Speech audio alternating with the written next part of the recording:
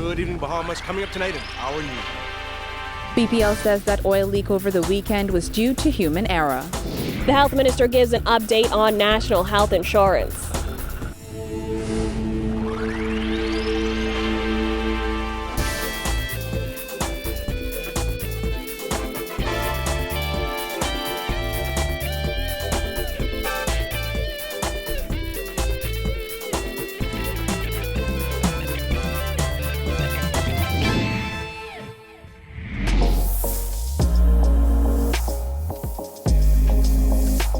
Our News is brought to you by Alive.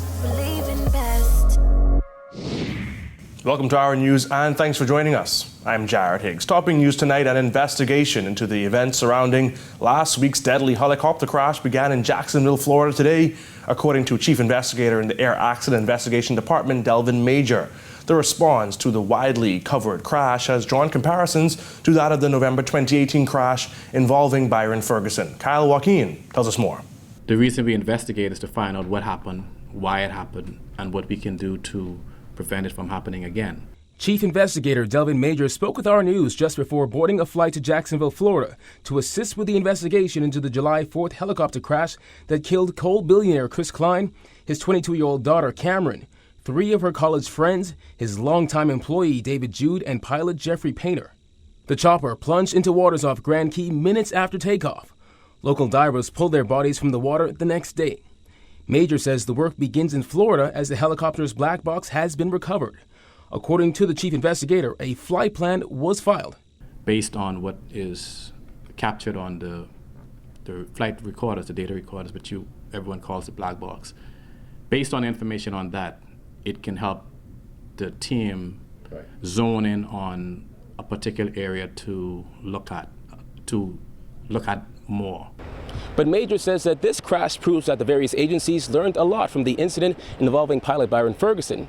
Today makes exactly 8 months since his plane went down in waters just off of New Providence.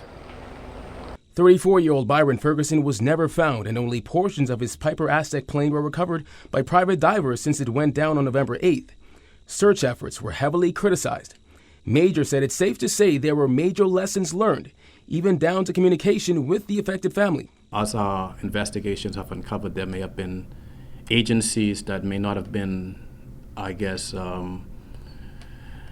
familiar or knowledgeable of their roles. We have, since that point, addressed the different agencies and say, when an accident happened, this is the role that you're required or you're expected to play. Ferguson's brother, Bjorn, said even 8 months later, his family is still trying to cope with life without the father of 2. Very painful, The difficulty is, the psychological part of it is, you never got closure. No one really know anything, Didn't recover a plane, didn't recover Byron, so that's painful.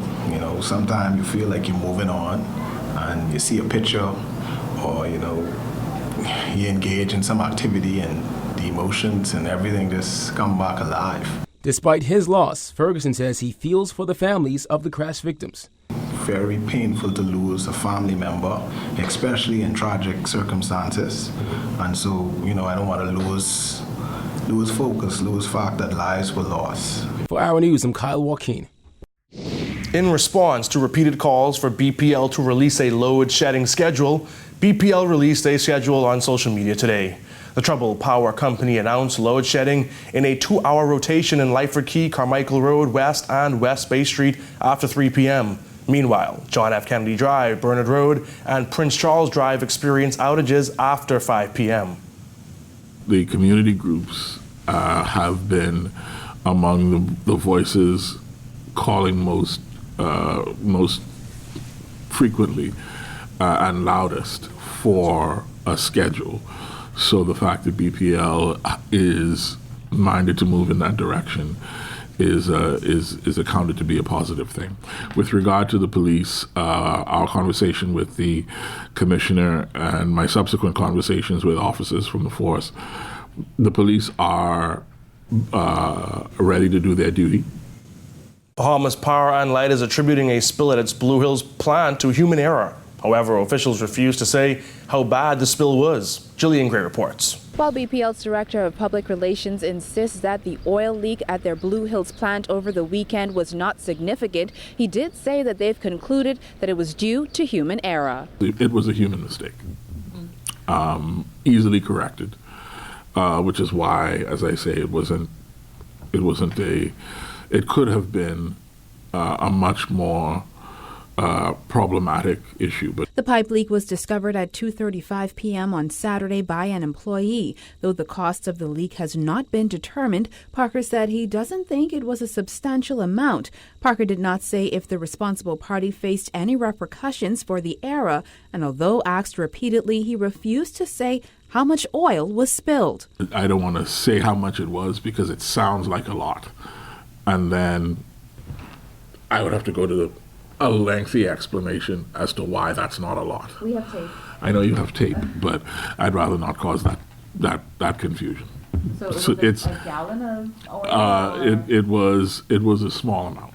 The company also does not know how long the pipe was leaking before it was discovered. The Blue Hills plant uses thousands of gallons of oil per day, but Parker insisted that residents in the area should not be concerned. He added that remediation efforts from that oil leak have already begun. They include an isolation of the area in preparation for removing the spilled oil. There was already some remediation efforts taken. For instance, spill kits were deployed, as was I think it's called peat soak, which pulled some of the oil up out of the ground. Reporting for our news, I'm Jillian Gray.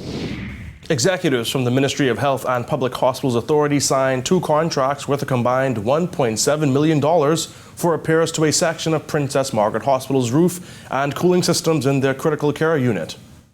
This $1,151,622.08 contract has been awarded to Caribbean International Air Conditioning Services Limited and will take approximately 5 to 6 months to complete, inclusive of construction time for the new system. Sands explained that the upgrade will alleviate cooling issues experienced in the past in the hospital's critical care block and its surrounding areas. The second contract provides for the completion of Phase 2 of roof repairs.